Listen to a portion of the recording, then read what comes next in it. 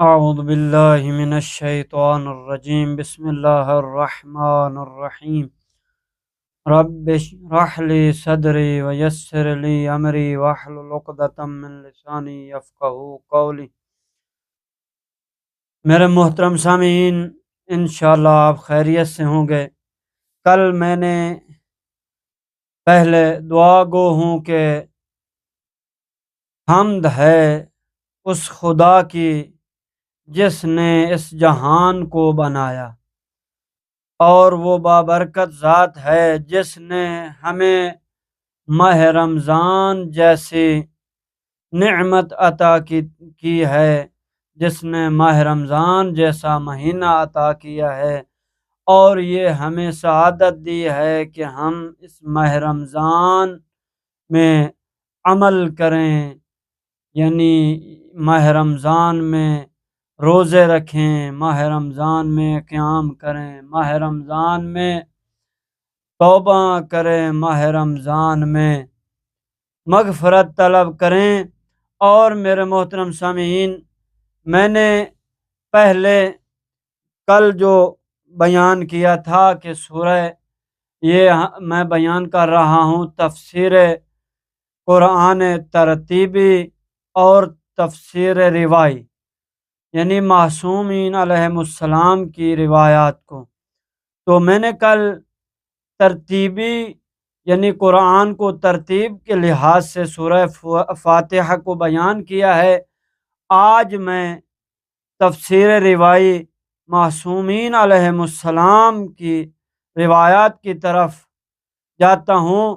تو پہلی چیز جس میں بہت ساری روایات ہیں، البتہ میں فقط سبب نزول سورہ فاتحہ کا ایک روایت بیان کروں گا، اور اسی طرح معنی سورۃ فاتحہ کی ایک روایت کو بیان کروں گا، اور فضیلت سورۃ فاتحہ کی ایک میں روایت کو بیان کروں گا، اور اس سورہ فاتحہ کے پڑھنے کے ثواب کے بارے میں بھی میں ایک روایت انشاءاللہ ایک یا دو بیان کروں گا۔ تو یہ اس سورہ کا آگے ادامہ ہے، یعنی سب المثانی بھی ہے اور اس کے بعد بھی باقی چیزیں ہیں۔ تو میں انشاءاللہ اس کو آج بیان کروں گا، کیونکہ یہ ہمارا وظیفہ ہے طالب علموں کا، اور میں اس کو وظیفہ سمجھتا ہوں کہ یہ چیزیں آپ لوگوں تک پہنچائی جائیں تاکہ آپ لوگ جو ہیں اس سے استفادہ کریں۔ تو آئیں سورہ فاتحہ کے یہ 4 نکات آج میں بیان کروں گا، اور باقی نکات ہیں انشاءاللہ وہ آنے والے ویڈیو میں بیان کروں گا۔ پہلی چیز ہے سبب نزول سورہ فاتحہ۔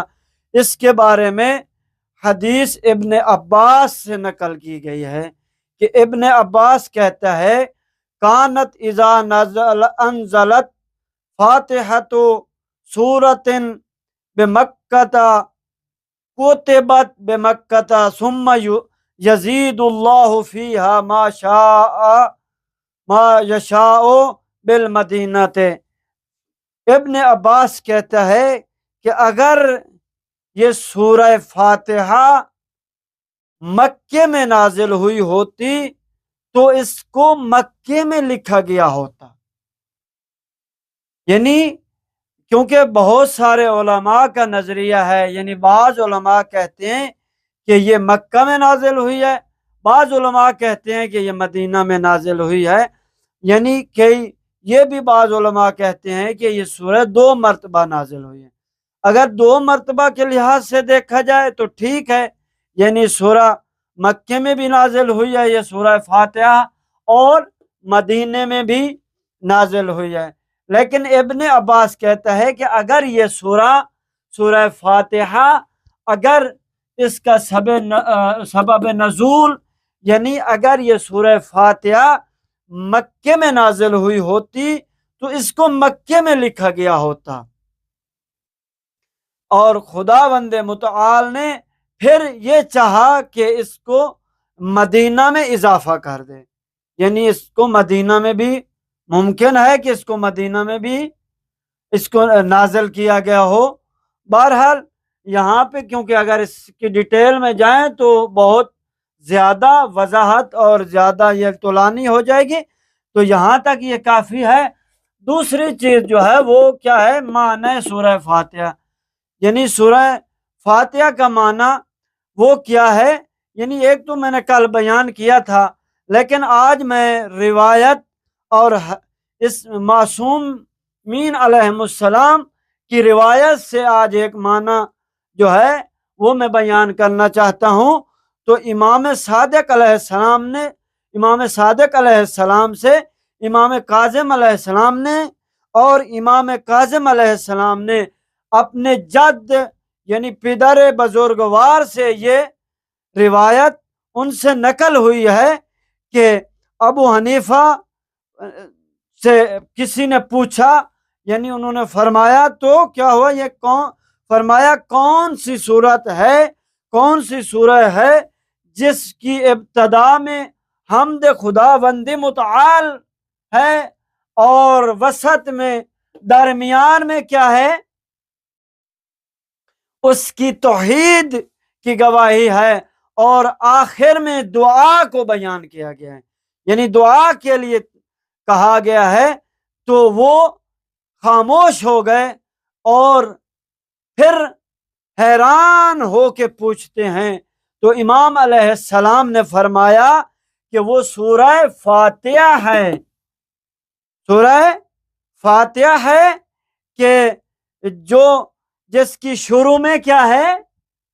شروع میں یعنی حمد کو، خداوند متعال کی حمد کو بیان کیا گیا ہے، اور وسط میں اس کیا ہے؟ یعنی اس کی وسط میں خداوند متعال کی توحید کو بیان کیا گیا ہے، یعنی خداوند متعال نے اخلاص کو بیان کیا، توحید کو بیان کیا، اور آخر میں دعا کو بیان کیا۔ تو یہ سورہ کا معنی تھا، اور کیونکہ اس میں بہت ساری روایات ہیں، میں دیکھ رہا ہوں میں نے بہت ساری روایات لے کے آیا ہوں، لیکن نہیں، یہاں کافی ہے۔ اور تیسری چیز کیا ہے؟ فضیلت سورہ فاتحہ۔ تو اس سورہ فاتحہ کی فضیلت کیا ہے؟ تو یہ بھی امام علیہ السلام سے، رسول خدا صلی اللہ علیہ وآلہ وسلم سے فضیلت کے بارے میں حدیث ہے۔ تو رسول اکرم صلی اللہ علیہ وآلہ وسلم نے فرمایا، ان اللہ من علی بفاتحۃ الکتاب من کنز الجنت، کہ رسول خدا صلی اللہ علیہ وسلم فرماتے ہیں کہ بے شک خداوند متعال، تحقیق خداوند متعال نے یہ سورہ فاتحہ کو میرے اوپر نازل کر کے یہ احسان فرمایا، یہ منت گزاری کی کہ میرے لیے جنت کے خزانوں میں سے کچھ خزانوں کو عطا کیا ہے۔ یعنی کتنی اس سورت کی فضیلت ہے۔ اور چوتھی چیز جو ہے وہ سورہ فاتحہ کے پڑھنے کا ثواب ہے۔ تو سورہ فاتحہ کے پڑھنے کا ثواب کتنا ہے؟ تو میں عرض کرتا ہوں، ایک حدیث ہے جو امام جعفر صادق علیہ السلام سے یہ نقل ہوئی ہے۔ تو امام فرماتے ہیں، لو قرأت الحمد علی میت 70 مرتن ثم ردت فیہ الروح ما کان ذلک عجبا۔ تو امام علیہ السلام فرما رہے ہیں کہ اگر آپ میں سے کوئی شخص کیا کرے؟ سورہ فاتحہ کو کسی میت پر، یعنی ایک جو بندہ دنیا سے چلا گیا ہے اس کے اوپر اگر وہ پڑھے تو وہ کتنی مرتبہ؟ یعنی 70 مرتبہ اگر اس سورہ کو اس مردہ شخص کے اوپر پڑھا جائے تو اس کی روح ثم ردت فیہ الروح ہے، تو اس کی روح جو ہے اس کے جسم میں واپس چلی جائے گی، واپس پلٹ آئے گی۔ تو امام نے فرمایا یہ عجیب بات نہیں ہے، واقعاً عجیب بات ہے۔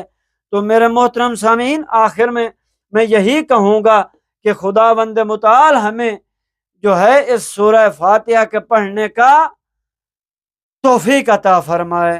والسلام ورحمۃ اللہ وبرکاتہ۔